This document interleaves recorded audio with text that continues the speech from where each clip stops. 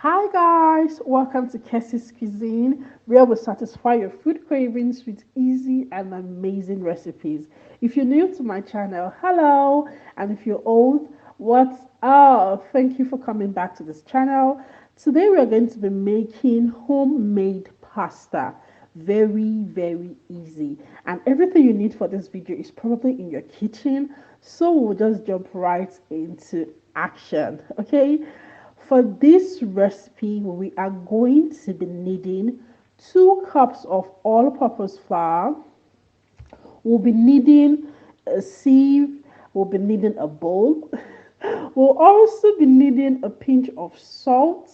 We'll also be needing a tablespoon of groundnut oil, and we'll be using 3 eggs.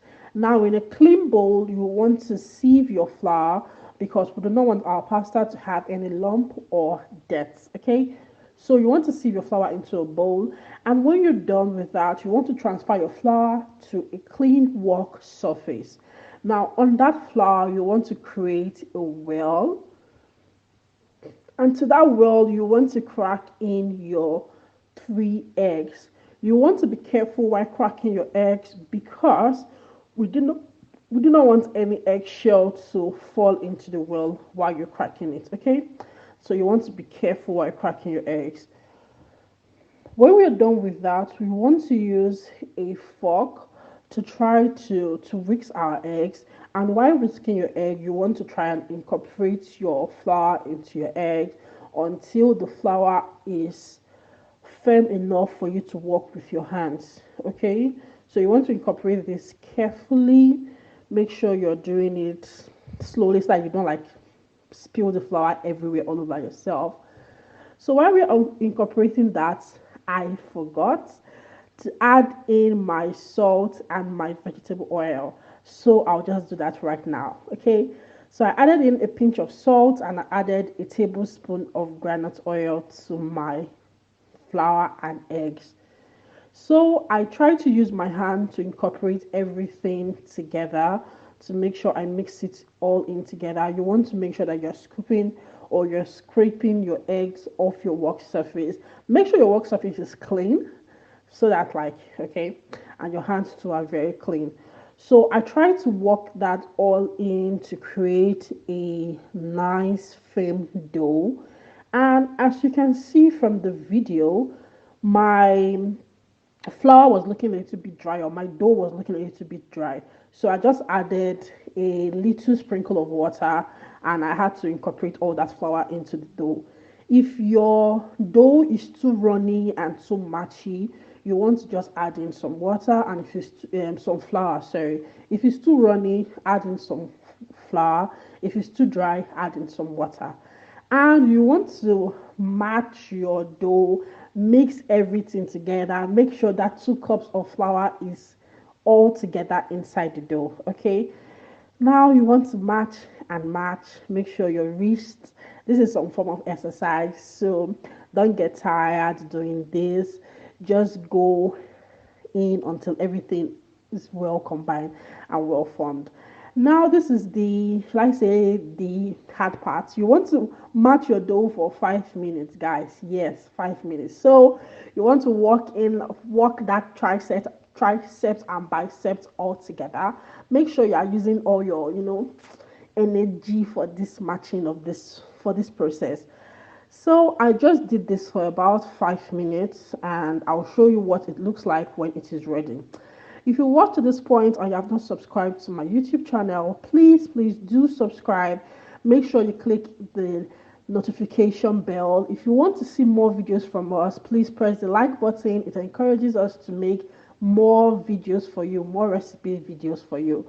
And we also want to hear from you guys. Tell us what you want to see in our next, what recipes you like to see, what you're interested in, what you want to learn about. Okay, so guys, right now it was about 5 minutes, and how you know your dough is ready is when you press your dough and it bounces right back at you. Okay, like you press the dough and it just comes right back up.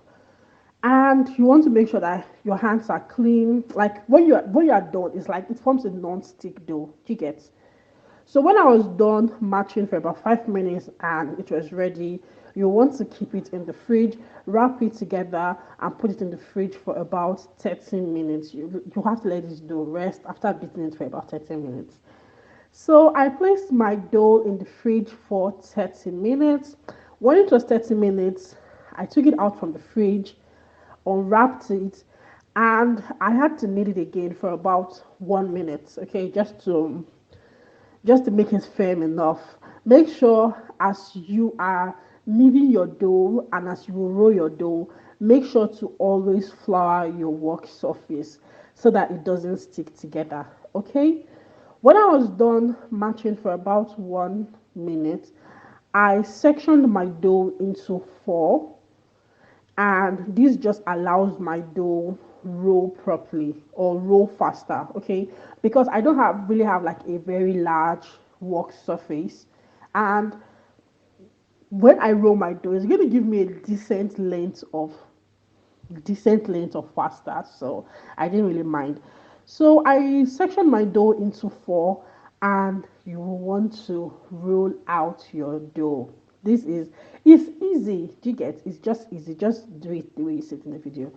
Roll out your dough. Make sure your work surface is very flat, and the surface of your dough too is lightly floured. Okay, so that it doesn't stick. And when you're done, because as you are rolling, you want to fold again and roll it. How you know your dough is ready for you to slice them into strips is when you roll it flat enough that you can see the color of your hand through the dough. Yes, I said so. Like this, now it's not ready in this point. It's not ready at this point. So I had to flour it again and then fold it together. Yeah, this is what I was talking about. You want to fold it, but before you fold it, make sure you flour it very well, because when you want to open it, if it's not floured, it's going to stick together.